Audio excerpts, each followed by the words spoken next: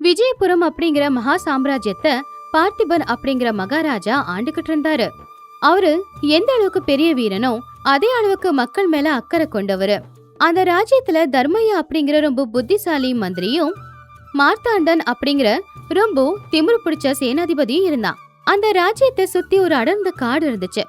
ஒரு நாள் காலையில ராஜாவோட சபையில எல்லாருமே இருக்கும்போது வீரையா அப்படிங்கிற ஒரு வைர வியாபாரி அழுதுகிட்டே ராஜா முன்னாடி வந்து நின்னான்.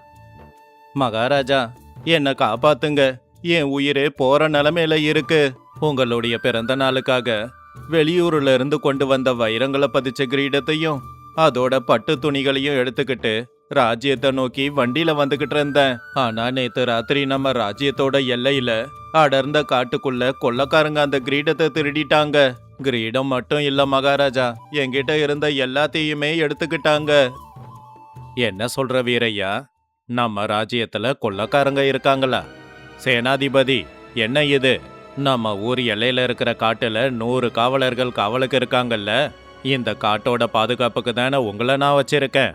அப்படி இருக்கும்போது இந்த கொள்ளை எப்படி நடந்தது? மன்னிக்கணும் மகாராஜா, காவலர்கள் அத்தனை பேருமே கண்மொழிச்சு காவலுக்கு தான் இருந்துகிட்டு இருக்காங்க. ஆனாலும் அந்த கொள்ளக்காரங்க சாதாரண ஆளுங்களா தெரியல. ஒரு நொடியில காத்தோட காத்தா கலந்துடுறாங்க. நம்ம காவலர்கள் அந்த பக்கமா போறதுக்குள்ள திருடர்கள் திருடி முடிச்சிட்டு பதுங்கிடுறாங்க. அந்த கொள்ளக்காரங்களை பிடிக்கிறது அவ்வளோ சாதாரணம் இல்ல மகாராஜா, அது ரொம்ப கடினம்.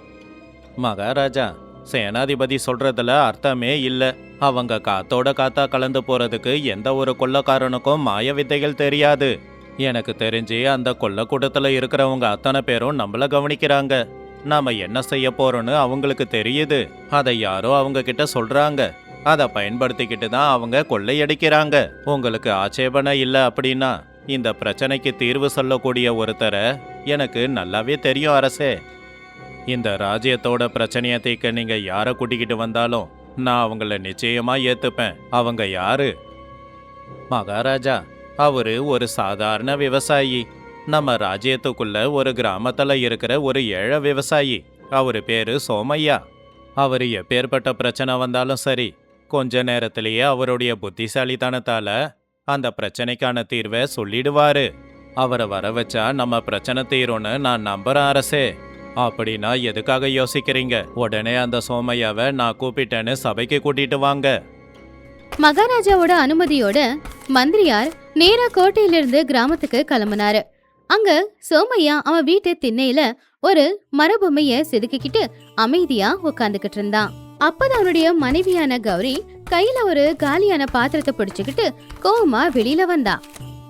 ஏங்க, எப்ப பார்த்தாலும் திண்ணையில உக்காந்துக்கிட்டு அந்த மரபொம்மைய செதுக்கிக்கிட்டு இருக்கீங்களே, அதுல உங்களுக்கு என்ன கிடைக்குது? மத்த ஆம்பளைங்க எல்லாரும் வயலுக்கு போய் கை நிறைய பணம் சம்பாதிக்கிறாங்களே, அந்த மாதிரி பணம் சம்பாதிக்கலாம்ல. இங்க பாருங்க, வீட்டுல சமைக்கிறதுக்கு ஒரு கைப்பிடி அரிசி கூட இல்ல. என் கெட்ட நேரம், உங்க கையால என் கழுத்துல தாலிய வாங்கி கட்டிக்கிட்டேன். என்ன கௌரி இது? எதுக்காக இப்படி காலாங்காத்தாலேயே கத்திக்கிட்டு இருக்க? கஷ்டப்படுறது என்னோட கை மட்டும் இல்ல, என்னோட மூளையும் தான். அது எப்பவும் கஷ்டப்பட்டு யோசிச்சுக்கிட்டே இருக்கும். அதிர்ஷ்டம் என்னைக்கா இருந்தாலும் நம்மள தேடி வரும். அதுக்கு கொஞ்சம் பொறுமையும் வேணும். அந்த கடவுள் நம்ம மேலையும் கருணைய காட்டுவான். அந்த கடவுளே அந்த அதிர்ஷ்டத்தை உங்களுக்காக அனுப்பி வைப்பாரு. அப்படியே உக்காந்துக்கிட்டு இருங்க. கௌரி அப்படி சொல்லிக்கிட்டு இருக்கும் போதே மந்திரி சோமையோட வீட்டு வாசல்ல நேரா வந்து நின்னுக்கிட்டு இருந்தாரு. மந்திரியை பார்த்ததும் சுத்தி இருக்கிற அத்தனை பேரும் ரொம்பவே ஆச்சரியப்பட்டாங்க. சோமையா, நல்லா இருக்கியா? உன்னுடைய புத்திசாலித்தனத்தை பத்தி நம்ம ராஜ்யத்து மக்கள் சொல்லி நான் கேள்விப்பட்டிருக்கேன். இன்னைக்கு மகாராஜாவுக்கு உன்னுடைய தேவை இருக்கு. நம்ம ராஜ்யத்துல பெரிய கொள்ளை நடக்குது. அந்த கொள்ளைய செய்யறது யாருன்னு கண்டுபிடிக்க ராஜாவே வர சொல்லி இருக்காரு. அட அப்படியா? இதை விட சந்தோஷம் வேற என்ன இருக்கு? கொஞ்ச நேரம் இருங்க, நான் என் பொண்டாட்டி கிட்ட சொல்லிட்டு உடனே வந்துடுறேன். சோமையா மந்திரி கூட சேர்ந்து விஜயபுர ராஜசபைக்கு வந்து நின்னான். அப்போ ராஜசபையில வியாபாரியான வீரையா, ராஜா, சேனாதிபதி எல்லாரும் நின்றுகிட்டு இருந்தாங்க. மகாராஜா, இவர்தான் நீங்க சொன்ன மேதாவியா? பாக்குறதுக்கு ஏதோ ஆடு மாடு மேய்க்கிறவர் மாதிரி இருக்காரு. வாள் வீச தெரிஞ்ச என்னோட வீரர்களாலேயே கண்டுபிடிக்க முடியலையே. இதுல கலப்பைய வச்சு விவசாயம் செய்யற ஒரு விவசாயியால எப்படி கண்டுபிடிக்க முடியும்? இது நம்முடைய சேனைக்கே அவமானம் இல்லையா மகாராஜா? ஐயா சேனாதிபதியாரே, ஆடு மேய்க்கிறவங்களுக்கு ஆடு எப்ப எந்த பக்கம் போகும், எவ்வளவு புல்ல மேயும்னு நல்லா தெரியும். அதே மாதிரி மனுஷங்களோட முகத்தை பார்த்து அவங்க எப்படிப்பட்டவங்கன்னு சொல்ற திறமை கிராமத்து ஆளுங்களுக்கு இருக்கு. நீங்க நான் போட்டு இருக்கிற உடைய வச்சு என்ன எடை போடாதீங்க. மகாராஜா, நான் என்ன செய்யணும்? சோமையா, வியாபாரிகளை துன்புறுத்துற கொள்ளக்காரங்களையும் அவங்க பின்னாடி யாரு இருக்காங்க அப்படிங்கறதையும் கண்டுபிடிக்கணும். உனக்கு 1 வாரம் அவகாசம் தரேன். நிச்சயமா மகாராஜா.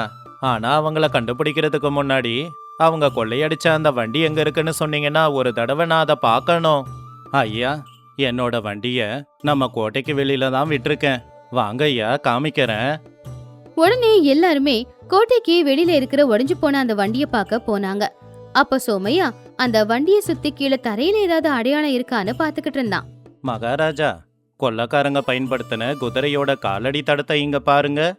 அவங்க பயன்படுத்தின குதிரையோட காலடியாச்சு மண்ணுல பதிஞ்சிருக்கு. இந்த லாடம் நம்ம ராஜ்யத்துல மட்டுமே செய்யக்கூடியது மகாராஜா. அப்படின்னா நம்ம ராஜ்யத்து குதிரைகளை கொள்ளக்காரங்களுக்கு பயன்படுத்திக்கிறதுக்காக இங்க இருந்து யாரோ கொடுத்துருக்கணும். மகாராஜா, அப்படின்னா கிட்டத்தட்ட நான் திருடன் யாருங்கிறத கண்டுபிடிச்சிட்டேன். எனக்கு ஒரு பெரிய வண்டி வேணும். இன்னைக்கு ராத்திரி நான் தனியா காட்டுக்குள்ள போறேன். அதுல கனமா இருக்கிற 4 பெட்டியை வச்சு அது மேல பட்டு துணிய போத்தி எனக்கு கொடுங்க. நான் போயிட்டு வரேன். பாத்தீங்களா மகாராஜா, இவன் பைத்தியக்காரத்தனத்தை. இவன் உயிரை கொடுக்க இவனே போறானாமா. உன்னுடைய விருப்பம் சோமையா. நீ கேக்குற எல்லாத்தையும் நான் கொடுக்கறேன். கவனமா இரு. அன்னைக்கு ராத்திரி நேரம் பயங்கரமான இருட்டுல சோமையா ராஜாவோட வண்டியில ராஜா கொடுத்த பெட்டிங்க எல்லாத்தையும் வச்சுக்கிட்டு காட்டுக்கு மத்தியில போய்கிட்டு இருக்கும்போது திடீர்னு கொள்ளக்கூடத்தை சேர்ந்தவங்க 2 பேர் வந்து அந்த வண்டிய வழிமறைச்சாங்க. அவங்க வண்டியில உட்காந்துருந்த சோமையாவை மிரட்ட ஆரம்பிச்சாங்க. டேய், நில்லுடா. உன் வண்டியில இருக்கிறது எல்லாமே ராஜாவோட கஜானாவை சேர்ந்த சொத்துன்னு எனக்கு தெரியும். ஒழுங்கா வண்டியை விட்டுட்டு உன்னோட உயிரை காப்பாத்திக்கிட்டு ஓடிடு, இல்லைன்னா நீ செத்துடுவ. ஐயோ, அப்படியெல்லாம் எதுவும் செஞ்சிடாதீங்க. உங்களுக்கு என்ன வேணுமோ தாராளமா வண்டியில இருந்து எடுத்துக்கோங்க. ஆனா என் உசிரை மட்டும் விட்டுடுங்க ஐயா. என்னை நம்பி என் பொண்டாட்டி இருக்கா, என்னை விட்டுடுங்க. சரியான பயந்தாங்கோழியா இருக்க. உன் உயிரெடுக்கலாம் எனக்கு நேரம் இல்லை, ஓடிப்போ. சோமையா அங்கிருந்து பயந்து ஓடி போற மாதிரி நடிச்சு தூரத்துல இருட்டுல ஒரு மரத்துக்கு பின்னாடி நின்னு அவங்க செய்யறத கவனிச்சான். கொள்ளைக்காரங்க அந்த பெட்டி எல்லாத்தையும் எடுத்துக்கிட்டு காட்டுக்குள்ள போயிட்டாங்க. ஆனா சோமையா ஏற்கனவே அந்த வண்டியோட கீழ்ப்பகுதியில ஒரு பை நிறைய வெள்ளை சுண்ணாம்பை கொட்டி வச்சு அந்த பையில சின்னதா ஒரு துளைவை போட்டான். அந்த துளைவு வழியா அவங்க வண்டி கொண்டு போன இடமெல்லாம் அந்த வெள்ளை சுண்ணாம்பு கொட்டிக்கிட்டே தான் போச்சு. போங்கடா போங்க. இந்த சுண்ணாம்பு விழுந்த வழிய பார்த்து நான் பின்னாடியே வரேன். இது காட்டுல நாங்க வழி மாறி போகாம இருக்க பயன்படுத்துற திட்டம். அப்படி அந்த சுண்ணாம்பை பார்த்துக்கிட்டு பின்னாடியே போகும்போது அந்த சுண்ணாம்போட வழி ஒரு பெரிய குகைக்குள்ள போச்சு. அப்ப சோமையாவும் அந்த குகைக்குள்ள இறங்கி பார்க்கும்போது காவலர்கள் வெளியில காவலுக்கு இருந்தாங்க. யாருக்கும் தெரியாம ஒளிஞ்சிருந்து உள்ள என்ன நடக்குதுன்னு பாத்துக்கிட்டு இருந்தா சோமையா. அப்ப அந்த கொள்ளக்கூட்டத்தோட தலைவனான பைரவனும் யாரோ முகம் தெரியாத ஒரு ஆளு நின்னு பேசிக்கிட்டு இருந்தாங்க. சரியா உத்து கவனிச்சப்பதான் தெரிஞ்சது அது வேற யாரும் இல்ல, சேனாதிபதி மார்த்தாண்டா அப்படிங்கிறது. என்னடா பைரவா, ஒரு சாதாரண விவசாயியோட வண்டியை கொண்டு வந்ததுக்கு இந்த அளவுக்கு சந்தோஷப்பட்டுக்கிட்டு இருக்கியே? அவன் ஏதோ பெரிய மேதாவி அப்படின்னு ராஜா சொன்னாரு. எதுக்குடா அவன் உயிரை எடுக்காம வந்த? ஐயா, அவன் சரியான பயந்தாங்கோழியா இருக்கான். நீங்க சொன்ன அளவுக்குலாம் அவன் ஒன்றும் இல்லை. ஆனா உங்களுக்கு என்னங்க ஐயா, நாங்க கொள்ளடிக்கிற பணத்துல பாதியை உங்களுக்கு கொடுக்கறோமே. இன்னும் எத்தனை நாளைக்கு இப்படி ரகசியமா எங்களை சந்திக்க போறீங்க? இன்னும் கொஞ்ச நாளைக்கு தான் பைரவா. ஏற்கனவே நீ கொள்ளையடிச்ச பணத்துல நீ நிறைய எனக்கு கொடுத்துருக்க. அது எல்லாமே என்கிட்ட இருக்கு. அதை கொண்டு போய் பக்கத்து ராஜ்யத்துல கொடுத்து நான் பெரிய பதவியா வாங்க போறேன். அதுக்கப்புறம் இந்த ராஜ்யத்துக்கும் எனக்கும் சம்பந்தம் இல்ல. இது எல்லாத்தையுமே கேட்டுக்கிட்டு இருந்த சோமையா யாருக்கு தெரியாம அங்கிருந்து நேரா கோட்டைக்கு வந்துட்டான். அடுத்த நாள் காலையில ராஜசபை மறுபடியும் தொடங்குச்சு. ராஜா, மந்திரி, வீரையா, சேனாதிபதி, சோமையா எல்லாருமே சபையில இருந்தாங்க. பாத்தீங்களா மகாராஜா, இவனுக்கு அந்த கொள்ளக்காரங்களை பிடிக்கிற துப்பு இல்லைன்னு நான் சொன்னேன். ஆனா நீங்க தான் ஏதோ பெரிய மேதாவின்னு அனுப்பி வச்சீங்க. ஆனா கொள்ளக்காரங்களை பார்த்து பயந்து ஓடி வந்திருக்கான் பாருங்க. ஐயோ, கொஞ்சம் பொறுமையா இருங்க சேனாதிபதியாரே. நான் ஒன்னும் ஓடி வரல. என்னோட திட்டத்தை செயல்படுத்தி திருடன் யாருன்னு கண்டுபிடிச்சிருக்கேன். உண்மையாவா சோமையா? யார் அந்த திருடன், எங்க இருக்கான்? மகாராஜா, அந்த கொள்ளைக்காரன் காட்டுல இருக்கிற விஷயம் உண்மைதான். ஆனா இந்த கோட்டையில இருக்கிற யாரோ ஒருத்தவங்க தான் அந்த திருடனோட ஒப்பந்தத்தை போட்டு அவங்க கொள்ளையடிக்கிற பங்குல பாதி பங்கையும் வாங்கிக்கிறாங்க. அது யாருங்கிறத நான் கண்டுபிடிச்சிட்டேன் மகாராஜா. சோமையா, இங்க இருக்கிற எல்லாருமே ராஜாவோட நம்பிக்கைய சம்பாதிச்சவங்க. அது யாரு அப்படிங்கிறத உடனடியா பேரோட சொல்லு. ஐயோ, நான் பேரை சொன்னா அவன் ஒத்துக்க மாட்டானே மந்திரியாரே. மகாராஜா, எனக்கு ஒரு மரப்பெட்டி வேணும். அந்த மரப்பெட்டிக்குள்ள வெறும் ஒரே ஒரு கை உள்ள போற மாதிரி சின்ன துளை இருந்தா போதும். மரப்பெட்டியா? திருடனை பிடிக்கிறதுக்கும் இதுக்கும் என்ன சம்பந்தம்? மகாராஜா, திருடனை கண்டுபிடிக்க ஒரு முனிவர் எனக்கு ஒரு கல்லை கொடுத்திருக்காரு. அந்த கல்லை நான் அந்த பெட்டிக்குள்ள வைக்க போறேன். சபையில இருக்கிற அதிகாரிங்க எல்லாருமே அந்த துளை வழியா அவங்க கையை விட்டு அந்த கல்லை தொடணும். தப்பு பண்ணாதவங்க அந்த கல்லை தொடும்போது அந்த கல்லு எதுவும் செய்யாது. ஆனா தவறு செஞ்சவங்க தொடும்போது அந்த கல்லு அவங்க கைய பிடிச்சிக்கும். என்னது, இழுத்து பிடிச்சிக்குமா? அப்படின்னா எக்காரணத்தை கொண்டோ அந்த கல்லை மட்டும் நான் தொடவே கூடாது. பெட்டிக்குள்ள கைய விட்டாலும் அந்த கல்லை மட்டும் தொட்டுடாம பாத்துக்கணும். அப்பதான் இவங்கிட்ட இருந்து நான் தப்பிக்க முடியும். காவலர்கள் ஒரு பெரிய மரப்பெட்டியை கொண்டு வந்து சபைக்கு மத்தியில வச்சாங்க.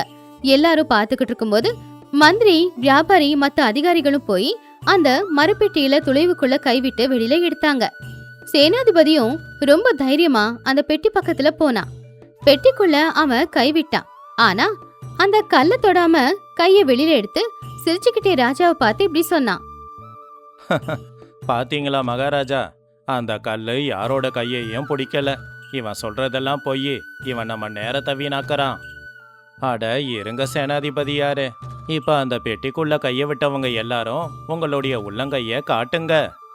சபையில இருக்கிறவங்க எல்லாருமே அவங்க உள்ளங்கைய ராஜா கிட்ட காட்டினாங்க. அந்த சபையில இருக்கிற அத்தனை பேரோட கையிலயுமே ஒரு கருப்பு மை ஒட்டிக்கிட்டு இருந்துச்சு. ஆனா சேனாதிபதி கையில மட்டும் கருப்பு மை ஒட்டவே இல்ல. அவன் வசமா எல்லாருக்கும் முன்னாடி மாட்டிக்கிட்டான். இது என்ன, இவங்க எல்லாரோட கையிலயும் மை ஒட்டிக்கிட்டு இருக்கு, என் கையில மட்டும் ஒட்டவே இல்ல. அது என்ன அப்படின்னு நான் சொல்றேன் சேனாதிபதியாரே. அந்த பெட்டிக்குள்ள கல்லுன்னு எதுவுமே இல்ல. அந்த பெட்டி காலி பெட்டி தான். என்ன, அந்த பெட்டியோட அடியில நான் இந்த மாதிரி கருப்பு மைய பூசி வச்சிருந்தேன். எந்த தப்பும் செய்யாத மந்திரியாரும் மத்தவங்களும் தைரியமா பெட்டிக்குள்ள கைய விட்டு பெட்டியோட அடிப்பாகம் வரைக்கும் கைய விட்டு பார்த்துருக்காங்க. அப்ப அவங்க கையில மை ஒட்டிக்கிச்சு. ஆனா நீ திருட அப்படிங்கறதால எங்க மாட்டிக்க போறியோங்கிற பயத்துல நீ கைய கீழே வரைக்கும் கொண்டு போல. கைய விட்டு மேலேயே கைய வெளியில எடுத்திருக்க. அதனால உன் கையில மை ஒட்டல. மகாராஜா, யாரு திருடன்னு இப்ப தெரியுதா? துரோகி, என் கூடவே இருந்து என்னையே முதுகுல குத்துறியா? காவலர்களே, உடனடியா இவனை கைது பண்ணி சிறையில் அடைச்சி வைங்க. இவன் வீட்டுக்கு போய் இவனோட சொத்து எல்லாத்தையும் கொண்டு வந்து ராஜ்யத்தோட கஜானாவுல சேர்த்துடுங்க. இவனை கொன்னுடுங்க. அப்படி சேனாதிபதியை கைது பண்ணிட்டு மகாராஜா சோமைய பக்கத்துல வந்து நின்னு அவனை மனசார பாராட்டினாரு. சோமையா, உன்ன மாதிரி ஒரு புத்திசாலி இந்த ராஜ்யத்துல இருக்கிறது எனக்கு பெருமையா இருக்கு. உனக்கு 5000 தங்க காசுகளை பரிசா தரேன். அதோட என் கோட்டைக்கு பக்கத்திலேயே உனக்கு ஒரு பெரிய வீட்டையும் கட்டி கொடுக்கறேன். எனக்கு எப்ப வேணும்னாலும் உன்னோட உதவி தேவைப்படும். உங்களுக்கு நிச்சயமா நான் எப்பவும் உதவி செய்வேன் மகாராஜா. சோமையா ரொம்ப சந்தோஷமா அந்த தங்க காசுகளை எடுத்துக்கிட்டு வந்து கௌரி கிட்ட கொடுத்தான். புருஷனை இத்தனை நாள் திட்டினதுக்கும் அவமானப்படுத்தினதுக்கும் கௌரி புருஷன்கிட்ட கையெடுத்து கும்பிட்டு மன்னிப்பு கேட்டா. இப்ப சோமையா கௌரி கூட சேர்ந்து ரொம்பவும் சந்தோஷமா ராஜாவுக்கு கீழே ஒரு நல்ல வேலையும் பார்த்துக்கிட்டு இருந்தான். தப்பு பண்ணவன் அவன் செஞ்ச தப்ப மறைக்க முயற்சி பண்ணாலும் அவனுடைய பயம் அவனை காட்டி கொடுத்துரும். உடல் பலம் அதிகாரத்தை விட எப்பவுமே புத்தி பலம் ஜெயிக்கும் அப்படிங்கறத சோமையா இந்த கதையில நிரூபிச்சான். வெயில் காலம் அடிச்ச பயங்கரமான வெயிலால தரையெல்லாம் வறண்டு போயிருந்துச்சு. வயது நெருப்ப கஞ்சி தண்ணி கூட இல்லாத காலகட்டம் அது. பாவம் ராமையாவோட கண்ணுல இருந்து கண்ணீர் கொட்டிக்கிட்டு இருந்துச்சு. ஆகாயத்துல மேகங்கள் எல்லாம் கருப்பாகும் போது அதை பார்த்து சந்தோஷப்படணுமா இல்ல அவனுடைய நிலைமைய பார்த்து அழணுமானே பாவம் அவனுக்கு தெரியல. ஏன்னா எதிர்பாராம திடீர்னு பேஞ்ச மழையில அவன் நட்ட பயிரெல்லாமே அடிச்சுக்கிட்டு போனதுனால அவனுக்கு அவ்வளவு கவலையா இருந்துச்சு. கடவுளே, உனக்கு நான் என்ன அநியாயம் பண்ண? வெயில் காலம் முழுக்கவே வீட்டில் நான் வெட்டியா தான் இருந்தேன். நானும் கஷ்டப்பட்டேன். பாவம் என்ன நம்பி வந்த என் பொண்டாட்டிய கூட பட்டினியா தானே போட்டேன். இப்ப மழை வந்துடுச்சேன்னு சந்தோஷப்படுறதுக்குள்ள நான் விளைய வச்ச அந்த பயிர் எல்லாத்தையும் நாசமாக்கிட்டு போயிட்டியே. அப்போ ராமையா கூடவே இருக்கிற சோமையா அப்படிங்கிற விவசாயி ராமையா தனியா உட்காந்து அழுதுகிட்டு இருக்கிறத பார்த்து அவனை சமாதானப்படுத்துறதுக்காக அவன் பக்கத்துல வந்து உட்காந்தான். என்ன ராமையா இது? இப்படி ஆத்தங்கார ஓரமா உக்காந்து கண்ணீர் விட்டு அழுதுகிட்டு இருக்கியே, அப்படி உனக்கு என்ன கஷ்டம்? உன்னோட கஷ்டத்தை என்கிட்ட சொல்லக்கூடாதா? உன்னோட கஷ்டம் என் கஷ்டம் மாதிரி தானே. என்னன்னு சொல்ற சோமையா? வெயில்ல தான் வயல்ல வேலை இல்ல, மழை பெய்யற நேரம்னு நாத்து நட்டா பெருசா மழை பெஞ்சி எல்லாமே அடிச்சுக்கிட்டு போயிடுச்சு. பாவம் என் பொண்டாட்டி வீட்டுல பசியும் பட்டினியுமா இருக்கா. கவலைப்படாத ராமையா, இயற்கையில எப்ப என்ன நடக்கும்னு நம்மளால சொல்ல முடியாது இல்லையா? கவலைப்படாம எழுந்து வீட்டுக்கு போ. வீட்டுல உன் பொண்டாட்டி உனக்காக காத்துக்கிட்டு இருப்பாளே. நாளைக்கு விடிகிற பொழுது நமக்கு நல்லபடியா விடியும். நீ சொல்றது சரிதான் சோமையா. ஆனா என் குடிசைக்கு போய் என் பொண்டாட்டியோட முகத்தை தலை நிமிர்ந்து என்னால பார்க்க கூட முடியல. எனக்கு ரொம்ப கஷ்டமா இருக்கு. சரி, நான் கிளம்புறேன் சோமையா அப்படின்னு சொல்லி ராமையா எழுந்திருச்சு அவன் கண்ணீரை தொடச்சுக்கிட்டு அங்கிருந்து வீட்டுக்கு போய்கிட்டு இருந்தான். புருஷனுடைய முகம் வாடி போயிருக்கிறதையும் கண்ணுல கண்ணீர் இருக்கிறதையும் பார்த்ததும் லக்ஷ்மியோட மனசு ரொம்பவும் கலங்கி போச்சு. அவ உடனே தான் புருஷ பக்கத்துல வந்து புருஷன் கிட்ட, என்னங்க ஆச்சு? ஏன் உங்க கண்ணெல்லாம் ஈரமா இருக்கு? முகமெல்லாம் வாடி போயிருக்கு. எனக்கு பயமா இருக்கு. உங்க முகத்தை பார்த்தா ஏதோ நடக்க கூடாதது நடந்த மாதிரி இருக்கு. லக்ஷ்மி, அந்த கடவுள் நம்ம தலையெழுத்துல சந்தோஷத்தை எழுதி வைக்கல. காலையில பெஞ்ச மழையில நட்டு வச்சிருந்த நாத்து எல்லாமே அடிச்சுக்கிட்டு போயிடுச்சு. நம்ம உழைப்பெல்லாமே அந்த தண்ணியோட தண்ணியா கலந்துடுச்சு. இப்ப நமக்கு மிச்சம் இருக்கிறது இந்த கண்ணீர் மட்டும்தான். ஐயோ கடவுளே, எங்களுக்கு ஏன் இவ்வளவு கஷ்டம்? ஆனா இந்த கஷ்டம் நிரந்தரம் இல்லைங்க. காலப்போக்கில் எல்லாமே மாறிடும். அதுக்காக இப்படி நீங்க அழலாமா? உங்க கண்ணுல கண்ணீர் வரலாமா? தயவு செஞ்சு அழாம இருங்க. எப்படி அழாம இருக்க சொல்ற லக்ஷ்மி? வீட்ல சாப்பிட சாப்பாடு இல்ல, கையில ஒத்த ரூபாய் இல்ல. என் பொண்டாட்டி நீ எத்தனை நாளைக்கு பசியும் பட்டினியுமா இருப்ப? எனக்கு நான் வாழ்ற இந்த வாழ்க்கையே வீண்டானோன்னு தோணுது. இப்படி பேசாதீங்க. கஷ்டம் நிரந்தரம் இல்ல. நமக்கு இன்னைக்கு கஷ்டம் இருந்தாலும் நாளைக்கு நிச்சயமா நல்லது நடக்கும். நீங்க தைரியமா இருங்க. உங்க கூட எப்பவுமே நான் இருக்கேன் இல்லையா? விளைச்சல் வீணா போனா பரவாயில்லைங்க. உங்க ஆரோக்கியம் நல்லா இருந்தா எனக்கு அதுவே போதுங்க. உன்னோட பொறுமையும் உன் தைரியமும் தான் என்ன வாழ வைக்குது லக்ஷ்மி. இல்லைனா எப்போவோ இந்த உடம்ப விட்டு இந்த உயிர் போயிருக்கும். நீ எனக்கு கிடைக்க நான் கொடுத்து தான் வச்சிருக்கணும். கவலைப்படாதீங்க. நாம கஷ்டப்பட்டு உழைக்கிறவங்க. நாம பூமியை நம்பி வாழ்றவங்க. நம்மளை காப்பாத்த அந்த பூமி தான் இருக்காங்க. நீங்க எதை நினைச்சும் கவலைப்படாதீங்க. அன்னைக்கு வானிலை இன்னும் பயங்கரமா மாற ஆரம்பிச்சுது. ஆகாயத்துல இருக்கிற திரை கிழிஞ்சு போன மாதிரி விடாம பயங்கரமான மழையும் பேஞ்சுக்கிட்டு இருந்துச்சு. ராமையாவோட வீட்டு கூரை சரியில்லாம இருக்கிறதுனால வீட்டு கூரை வழியா மழை தண்ணி வீட்டுக்குள்ள சொட்டிக்கிட்டு இருந்துச்சு. அது மட்டும் இல்ல, தெருவுல ஓடுற மழை தண்ணியும் வீட்டுக்குள்ளதான் வந்துச்சு. ஐயோ, என்னங்க, வீடு முழுக்க தண்ணி அடிச்சு செவரெல்லாம் இந்த தண்ணியில ஊறி கிட்டத்தட்ட இடிஞ்சு விடுற நிலைமைக்கே வந்துருச்சு. எந்த நேரத்துல நாம எங்கன்னு போறது? யாரு வீட்டுலன்னு தங்குறதுங்க? ஆமா லக்ஷ்மி, இந்த வீடு எப்ப இடிஞ்சு விழனே சொல்ல முடியாது. நமக்குன்னு இருக்கிற கொஞ்சோண்டு சாப்பாட்டையும் பொருளையும் மூட்டை கட்டு. நம்ம வயலுக்கு மேல இருக்கிற உயரமான இடத்துக்கு போயிடலாம். அங்க பாதுகாப்பா இருப்போம். ராமையா லக்ஷ்மி 2 பேருமே மழையில நனைஞ்சுக்கிட்டு அவங்க வீட்டுல இருக்கிற பொருட்கள் எல்லாத்தையுமே எடுத்துக்கிட்டு அவங்க வயல் கிட்ட வந்தாங்க. அங்க இருக்கிற ஒரு பெரிய மரத்தோட நிழல்ல நின்னுக்கிட்டு மழையில இருந்து தப்பிக்கிறதுக்கு அவங்க முயற்சி பண்ணிக்கிட்டு இருந்தாங்க. ஏங்க, இந்த மரத்துக்கு கீழே நாம தற்காலிகமா ஒரு குடிசையை கட்டிக்கலாமா? இந்த மழையில இருந்து தப்பிக்கிறதுக்கு அந்த குடிசை இருந்தா போதும். எப்படியாவது நாம தப்பிச்சிடலாங்க. சரி லக்ஷ்மி, இருக்கிற 4 கட்டை கொஞ்சம் இலைய வச்சு எப்படியாவது ஒரு குடிசைய கட்டிடுறேன். இந்த கஷ்டமான நேரத்துல இந்த மழையில இருந்து நம்மளை காப்பாத்த போறது இந்த மரம் மட்டும்தான். கவலைப்படாதீங்க. நாம எங்கேயே இருந்து நம்ம வயலை நல்லபடியா பாத்துக்கலாம். அதே மாதிரி மறுபடியும் நம்ம வயல்ல பயிரிடலாம். கஷ்டம் வீண் போகாதுங்க. நீ என் கூட இருக்கிற வரைக்கும் எவ்வளவு கஷ்டத்துலயும் நான் சந்தோஷமா வாழ முடியும் லக்ஷ்மி. ஏன்னா நீ என் பக்கத்திலேயே இருந்து எனக்கு தைரியம் கொடுக்கறதால தான் எனக்கு நம்பிக்கை வருது.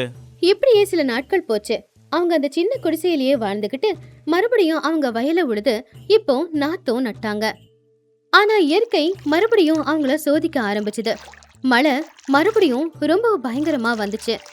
ஊர்ல இருக்கிற எல்லா ஆத்து குளம் எல்லாத்துலயுமே தண்ணி அதிகமா இருக்கிறதுனால அந்த தண்ணி இப்போ மொத்த வயலையும் முழுகடிச்சு ராமையா லக்ஷ்மி 2 பேரும் கட்டிக்கிட்ட அந்த குடிசையையும் முழுகடிச்சிருச்சு. இப்போ அவங்க கிட்ட எதுவுமே இல்ல. பாவம் ராமையா லக்ஷ்மி 2 பேரும் இப்போ அந்த மரத்துக்கு மேலே ஏறி அந்த கிளையில தான் உக்காந்துக்கிட்டு இருந்தாங்க. லக்ஷ்மி, பார்த்து பத்திரமா உக்காரு. இந்த வெள்ள நீர் நமக்காக கட்டி வச்சிருந்த ஒரே ஒரு குடிசைய கூட அடிச்சுக்கிட்டு போயிடுச்சு. இனி நம்ம வாழ்க்கைய எப்படி வாழ போறோன்னே தெரியல. ஏங்க, எனக்கு ரொம்ப பயமா இருக்குங்க. பேசாம இந்த மரத்துக்கு மேலேயே நாம ஒரு சின்ன குடிசை மாதிரி கட்டிக்கலாமா? இல்லனா நாம கீழே விழுந்துருவோம் போலங்க. லக்ஷ்மி, நீ கொஞ்சம் கவனமா உக்காரு. நான் எப்படியாவது இந்த மரத்தோட கிளையிலேயே ஒரு மேடையை ஏற்பாடு பண்றேன். அப்புறம் நீ கீழே விழாம பத்திரமா உக்காந்துக்கலாம். எனக்காக கொஞ்ச நேரம் பொறுமையா இரு. அப்படி அந்த மரத்தோட கிளைங்களை எல்லாத்தையுமே சேர்த்து அதுக்கு மேல ராமையா ரொம்பவும் கஷ்டப்பட்டு சின்ன குடிசை மாதிரி ஒண்ணு கட்டிக்கிட்டு புருஷனை பொண்டாட்டியும் அதுல தான் உட்காந்துக்கிட்டு இருந்தாங்க. எந்த பக்கம் பார்த்தாலும் பாஞ்சு போற வெள்ள நீர் மட்டும் தான் தெரிஞ்சுது. கடவுளே, எதுக்காக எங்களுக்கு இவ்வளவு பெரிய தண்டனையை கொடுக்கற? நாங்க என்ன தப்பு செஞ்சோம்? சாப்பிட சாப்பாடும் இல்ல, தங்க வீடும் இல்ல. கடைசியில மரத்துல பறவைங்க மாதிரி நாங்க வாழ்ந்துகிட்டு இருக்கோம். இந்த கஷ்டத்துக்கு ஒரு முடிவே இல்லையா? லக்ஷ்மி, என்னோட கையால் ஆகாத தனத்தால தான் உனக்கு இவ்வளவு கஷ்டம். உன்னை மகாராணி மாதிரி பார்த்துக்க முடியலனாலும் கொஞ்சமாவது நல்லா பார்த்துக்கிற பாக்கியத்தை கூட அந்த கடவுள் எனக்கு கொடுக்கல. என்னை மன்னிச்சிடு. அப்படி சொல்லாதீங்க. உங்க கூட இருக்கிறதுனா நான் எங்க வேணும்னாலும் இருப்பேன். கொஞ்சமா அரிசி மிச்சமாயிருக்கு. இந்த மரத்துக்கு மேலேயே அடுப்பு பத்த வச்சு நாம 2 பேரும் கஞ்சியை காய்ச்சியாவது குடிச்சு நம்ம உசுரை காப்பாத்திக்கலாம். இப்போதைக்கு நம்ம உசுரை காப்பாத்திக்கிட்டாதான் மத்தத பத்தி யோசிக்க முடியும். நம்மள சுத்தி இருக்கிற வயல் எல்லாமே தண்ணியில மூழ்கி போச்சு லக்ஷ்மி. கண்ணெதிர்க்க நம்ம பட்ட கஷ்டமெல்லாம் வீணா போகிறத பார்க்கும்போது நரகம் மாதிரி தோணுது. இந்த பூமி தாயி நம்மள எதுக்காக இவ்வளோ சோதிக்கிறான்னு தான் புரியல. அழாதீங்க. அந்த கண்ணீர் நம்ம வயித்த நிரப்பாது. இப்போதைக்கு நாம இருக்கிறதுக்கு இந்த கூரையாவது இருக்கேன்னு சந்தோஷப்படணும். நாம வாழ்ந்தே ஆகணும். இந்த மழை விட்டதுக்கு அப்புறம் நம்ம வாழ்க்கை மறுபடியும் புதுசாகும்.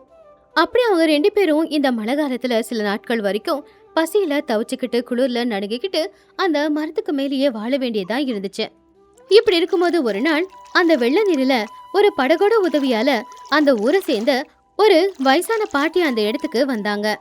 அடே ராமையா, லக்ஷ்மி, என்னங்கடா நீங்க 2 பேரும் எதுக்காக இப்படி மரத்துக்கு மேல உக்காந்துக்கிட்டு இருக்கீங்க?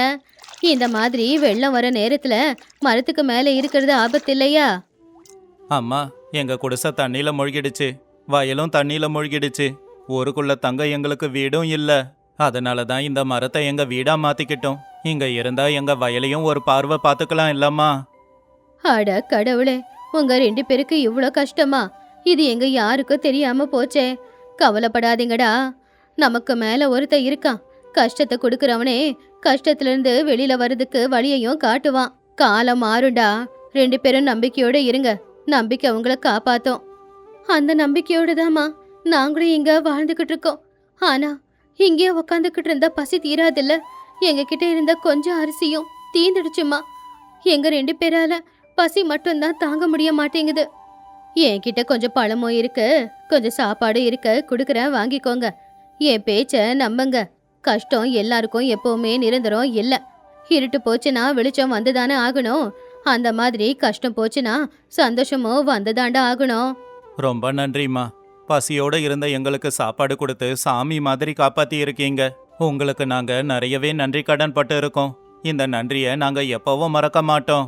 நீங்க 2 பேரும் சந்தோஷமா இருந்தா எனக்கு அதுவே போதுண்டா. இந்த இயற்கை நமக்கு எவ்வளவு சோதனை கொடுத்தாலும் அதை தாங்கிக்கிட்டு தைரியமா நிக்கணும். இந்த மழையெல்லாம் நின்னதுக்கு அப்புறம் மறுபடியும் உங்க வாழ்க்கை அழகா மாறும். அன்னைக்கு நானும் வருவேன், உங்க சந்தோஷத்துல பங்கெடுத்துப்பேன். நீங்க கொடுத்த தைரியம் எங்களுக்கு இன்னும் பலத்தை கொடுக்குமா? நிச்சயமா நீங்க சொன்ன மாதிரி நாங்க வாழ்க்கையில நல்லா இருப்போம். பசியோட இருக்கிற எங்களுக்கு சாப்பாடு கொடுத்துருக்கீங்க. இந்த உதவியை நாங்க மறக்க மாட்டோம்.